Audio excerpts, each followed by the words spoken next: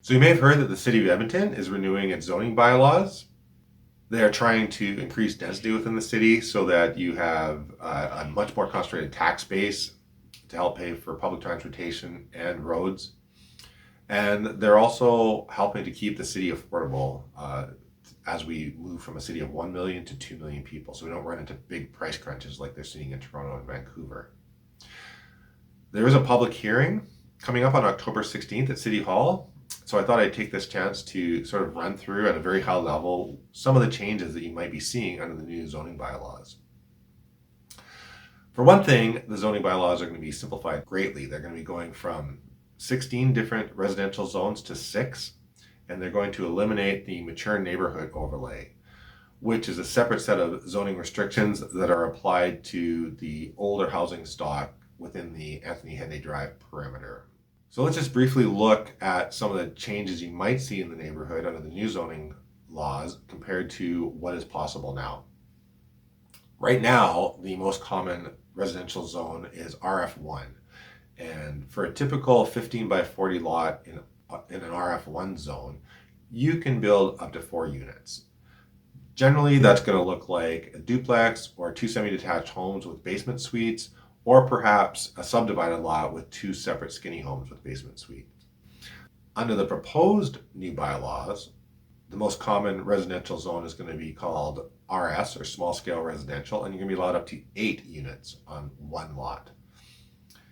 They're going to accomplish that by, first of all, increasing the area of the lot that can be used for buildings up almost 20% to 47%. From the current 40%. They're also going to increase the maximum height that you can build from 8.9 meters, which is the current maximum in the mature neighborhood overlay, to 10.5 meters, which essentially means that you can build a 3-story home in RS zoning now. In addition, they're going to allow you to build up to 8 units on a lot as long as you have 75 square meters per residence that you hope to build on a particular lot. So for an 15 meter by 40 meter lot, that's 600 square meters, you can build 8. 75 square meters times 8 is 600 square meters. They're also going to allow more flexibility of what you can build on a lot. So here's a couple examples of buildings you might see in the future that are not currently allowed.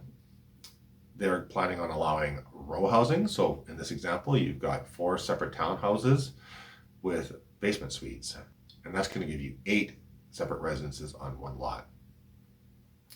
They're also allowing small apartment buildings. Again, as long as the building doesn't take up more than 47% of the lot, you'll be allowed to build a small apartment building that has 8 units in it. They're also planning to loosen up the restrictions on home-based businesses, as well as small commercial buildings within residential areas. Hopefully trying to make the neighborhoods more walkable so you don't have to drive everywhere to get your errands done. So this is just barely scratching the surface for some of the changes that are happening with this zoning bylaw renewal. And I encourage you to take a look at the link below if you want more information. There's a ton of information online. I also encourage you to go check out the public hearing at City Hall on October 16th. You can either attend that in person or online as well. Thank you very much for watching. And if you found this information useful, I do hope you'll like it or subscribe.